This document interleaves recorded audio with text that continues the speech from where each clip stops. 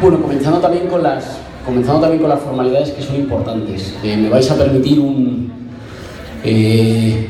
primer recordatorio para mí de carácter doméstico y muy sentimental, que tiene que ver con enviar un abrazo al pueblo de Cataluña y al pueblo de Barcelona, que hoy se ha movilizado a centenares de miles, no solo para decir no tenim por, no tenemos miedo, sino también para rechazar, para enfrentar, para desafiar con una sonrisa al terrorismo, pero también a quienes intentan utilizarlo para dividir a los pueblos, para enfrentar a los pueblos, para sembrar el racismo o para hacer negocio vendiendo armas. Hoy yo me siento orgulloso de mi país y me siento orgulloso del pueblo de Cataluña y quiero comenzar mandando un abrazo. La segunda formalidad es el agradecimiento, digamos, de la organización del foro y de la invitación, porque considero que constituye un episodio más en un diálogo que venimos desarrollando desde hace ya varios años con los compañeros que comparto exposición, con muchos compañeros y compañeras que veo entre el público. Hemos podido en muchas otras ocasiones ir discutiendo, es verdad que en formatos diferentes, pero en lo que va siendo una especie de diálogo continuado entre experiencias políticas e intelectuales diferentes, aplicadas a escenarios particulares y diferentes, pero que sin embargo se miran con inmenso respeto, con inmenso cariño y con voluntad de aprender unas de otras. Yo me acuerdo aquí el foro Emancipación e Igualdad en el teatro, que fue en el Teatro Cervantes, fue, ¿verdad?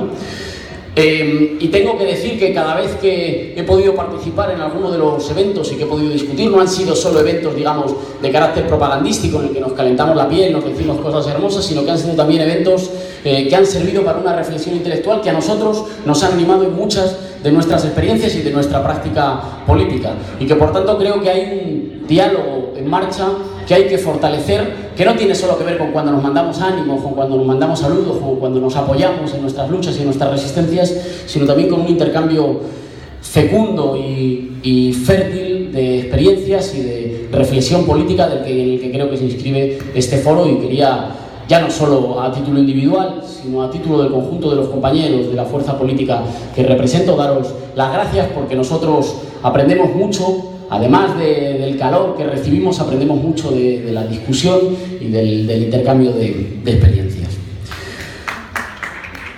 Se discute mucho, y es el tema que quiero abordar, sobre si estamos ante algo así como una especie de oleada restauradora o de oleada reaccionaria que recorre América Latina y que también tendría sus manifestaciones en Europa. ¿Está viniendo algo así como una restauración neoliberal en la región? Creo que tenemos que caracterizar esta oleada, este conjunto de cambios de signo conservador, fundamentalmente, lo podíamos discutir ayer con unos compañeros, como una insubordinación de los privilegiados. A lo que estamos asistiendo es a una rebelión de los privilegiados contra cualquier intento de tener que someterse a reglas democráticas de juego. En Europa se expresa como una ofensiva oligárquica contra los pactos sociales de posguerra después de la Segunda Guerra Mundial, y como una ofensiva contra el estado del bienestar, y aún no solo contra derechos concretos o contra servicios públicos concretos, sino contra la mera idea de que los sectores populares tengan participación en el Estado y que el Estado tenga alguna responsabilidad para con los sectores populares. Y por tanto es una larga ofensiva oligárquica de signo reaccionario contra los pactos sociales de posguerra. Pero en América Latina se expresa también como una suerte de venir a reclamar con furia lo que entienden que es suyo y que siempre ha sido suyo por derecho de nacimiento. Hay en la oleada reaccionaria y en la oleada de restauración de signo conservador un marcado signo de concepción patrimonialista del Estado. Las élites y las minorías privilegiadas no están discutiendo, y eso es un error que se cometió durante mucho tiempo en los ámbitos progresistas, no están discutiendo si hay más o menos Estado. Lo que están discutiendo es si el Estado puede servir a algunos intereses diferentes de los intereses estrechos y exclusivos de minorías. Y lo están discutiendo con la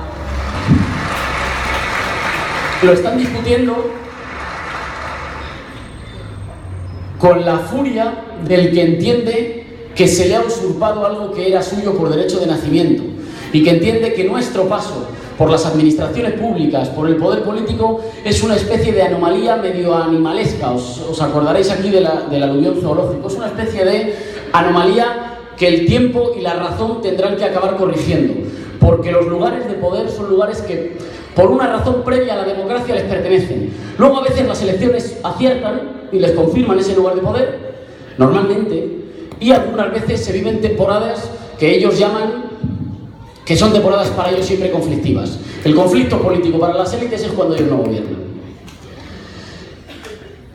Esta oleada restauradora está también marcada por una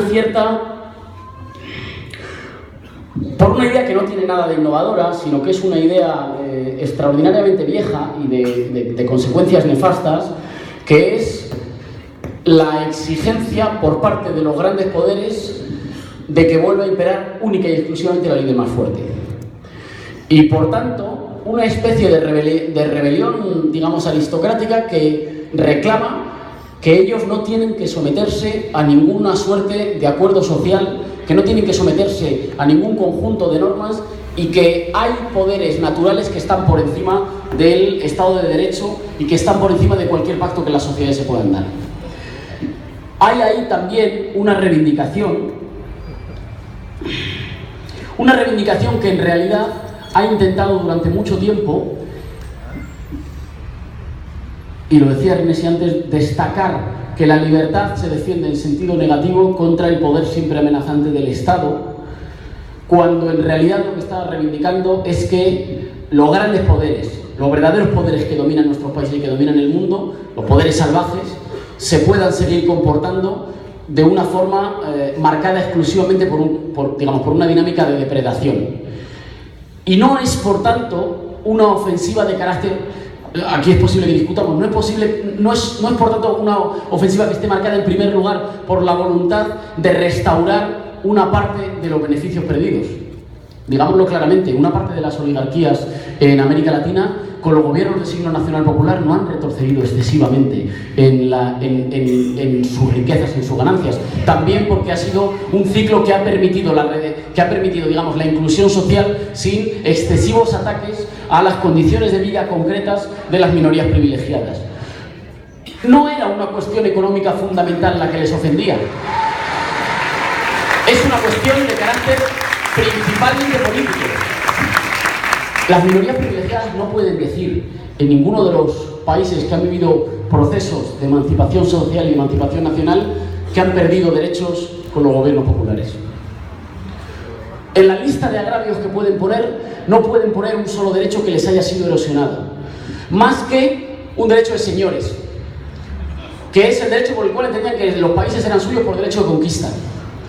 Y por tanto es una especie de agravio moral al que enfrentan, que es el agravio por el cual durante un tiempo una irrupción plebeya les ha arrebatado lo que tenía que ser suyo por derecho de nacimiento. Así que la disputa que andaba era una disputa fundamentalmente política. Así se explica que puedan haber conseguido victorias políticas en lugares donde los números no les acompañaban, que hayan podido conseguir victorias políticas en lugares donde las condiciones sociales y económicas directas no acompañaban o no parecían acompañar la posibilidad de un cambio de signo político en los gobiernos de cada uno de los estados. Ahora bien, sería muy fácil que en un encuentro en el que compartimos pasiones, compartimos afectos, compartimos proyectos, digamos, nos conformáramos con enumerar cuánto de buenas y de buenos somos nosotros, cuánto de pérfidos son los adversarios y cuánto faltará para que esa situación se corrija. Hay que tomarse, me parece en serio, una parte de esa insurrección, de esa insubordinación de los privilegiados para entender cómo es que esa insubordinación de los privilegiados es capaz, en algunos momentos, de conquistar mayorías, de construir mayorías políticas sólidas. El Partido Popular que gobierna en mi país ha hecho políticas que han aumentado la desigualdad como no había conocido las últimas 2 generaciones en la historia de mi país. Ha hecho políticas que han dificultado hasta el extremo el mantenimiento de la posibilidad de las pensiones públicas porque ha pulverizado las condiciones de negociación en el centro de trabajo y los salarios. Ha hecho políticas que han hipotecado el futuro de las siguientes generaciones de españoles, que han entregado mucho más poder y mucha más concentración de riqueza a los oligopolios de lo que habíamos conocido en las últimas décadas. Han hecho políticas que han condenado a la mitad de la juventud española a saber que tiene que elegir entre la precariedad, la emigración o la resignación. Han hecho políticas absolutamente desastrosas para el conjunto de las mayorías sociales. Bien, tienen 7 millones de votos. Nosotros 5, tampoco. Tienen 7 millones de votos. No son 7 millones, no son 7 millones de intereses oligárquicos. Y tampoco basta, tampoco alcanza con decir que son 7 millones de personas que están engañadas porque es que las televisiones juegan para ellos en su servicio. Eso no es ningún dato nuevo. Todas y todos los que estamos aquí, cuando nos apuntamos a militar por primera vez, ya sabíamos que jugábamos en campo contrario. Que ellos tenían la inmensa mayoría de los medios de comunicación, de los poderes fácticos, eso ya lo sabíamos. No podemos contentarnos con una especie de, digamos, receta moral que nos tranquiliza y que dice, bueno, es que como peleamos con una buena parte de los elementos en contra, eso justifica. Hay siempre, y esto soy consciente de que es una tesis polémica, una parte de verdad en el adversario. Una parte de verdad que yo quiero combatir, pero que nos tenemos que tomar en serio. Porque en política, y yo creo que esto es una de las peores lecturas de las peores herencias que la interpretación más vulgar del marxismo nos dejó, no existe algo así como la falsa conciencia. No existe algo así como los falsos intereses, gente que tiene unos intereses pero vota por otros. Existen proyectos, horizontes, objetivos o identidades que son capaces de fundar mayorías que giran el rumbo de los países en un sentido o en otro. Y que por tanto las tenemos que tomar como hechos reales. Decía Eduardo antes, y me parece fundamental, que digamos que del nombre del foro hay que tomarse en serio construcción y nuevas. Pero decías, la parte de construcción. Porque los intereses no están dados, esperando a que alguien los represente. Y por tanto, que hay una batalla política que no nos van a solucionar ningún empeoramiento de las condiciones. Nosotros llevamos una larga década de empeoramiento de las condiciones de vida de los ciudadanos de nuestro país. Y una larga década de acumulación de infamias, desvergüenzas y canalladas protagonizadas por las élites que han secuestrado las instituciones de nuestro país. Ninguna acumulación de desvergüenzas, de canalladas, de atropellos ni de chapuzas, no sé si chapuzas tienen traducción, van a sustituir la construcción de una alternativa posible que haga que quienes están indignados, hartos, resignados o tristes con el orden actual de las cosas vean que tienen a su disposición la posibilidad o la alternativa de un orden nuevo. Algunos elementos sobre esta cuestión de la restauración conservadora. En primer lugar, y yo sé que esto lo digo con inmenso respeto y con inmenso cariño, creo que todos los que estéis aquí, o muchos de los que estéis aquí, pudisteis ver cuál fue el recibimiento que nosotros le procuramos a vuestro presidente cuando vino a España y al Congreso de los Diputados.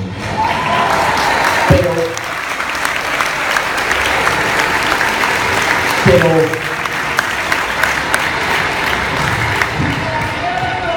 que las elecciones se pierdan es normal. Las elecciones siempre se pierden en algún momento. No es un dato menor y es un dato que dice mucho de victorias populares y democráticas en el continente, que después de una larga primavera democrática las élites, para restaurar su poder de clase, lo hayan restaurado mediante las urnas y no mediante el genocidio. Y eso es un dato que me parece que es fundamental. Digamos, la restauración de los poderes conservadores ha sido una restauración que se ha hecho a través de las elecciones. Y las elecciones siempre en algún momento se pierden. Es que esa es la prueba de que son elecciones libres. Claro que se pierden en algún momento. Eso no significa que la pérdida de los gobiernos o que las derrotas electorales signen el final de los procesos de transformación histórica. Las elecciones a veces se pierden y a veces se ganan. La gente como nosotros normalmente las pierde. Y a veces las gana.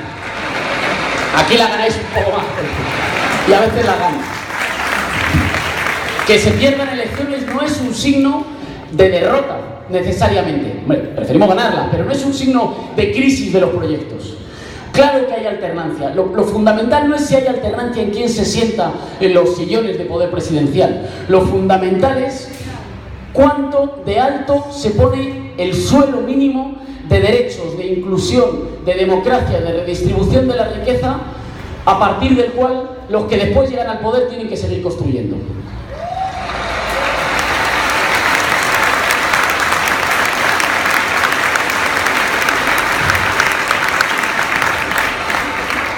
Y eso tiene que ver con la